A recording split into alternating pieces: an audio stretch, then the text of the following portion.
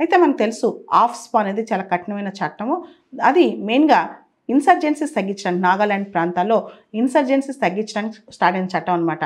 ఏదైతే disturbed areas ఉన్నాయో, ఇప్పుడు ప్రస్తుతం నాగాలాండ్, మణిపూర్, అరుణాచల్ ప్రదేశ్, జమ్మూ కాశ్మీర్, అస్సాం ఈ ప్రాంతాల్లో ఆఫ్స్పా ఉంది, కొన్ని డిస్టర్బ్డ్ ఏరియాస్లో అనమాట.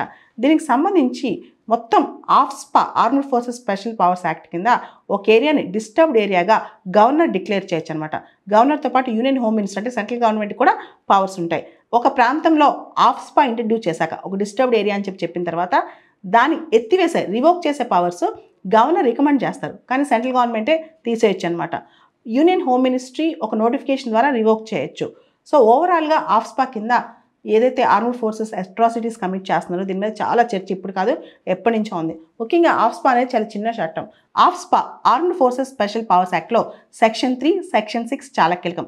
సెక్షన్ 3 అనేది it deals with declaration of disturbed area. A area disturbed area ఆ డిక్లరేషన్ సంబంధించి సెక్షన్ 3 అనమాట. సెక్షన్ 6 ఆఫ్స్పా కింద ఎవరైనా తప్పులు చేస్తే వాళ్ళకున్న ప్రొటెక్షన్స్, ఇది సెక్షన్ 6 అనమాట. ఆఫ్స్పా అనేది చాలా చిన్న చట్టం, మొత్తం 7 సెక్షన్స్ మాత్రమే ఉంటాయి, కానీ చాలా పవర్ఫుల్ చట్టం అని చెప్పొచ్చు.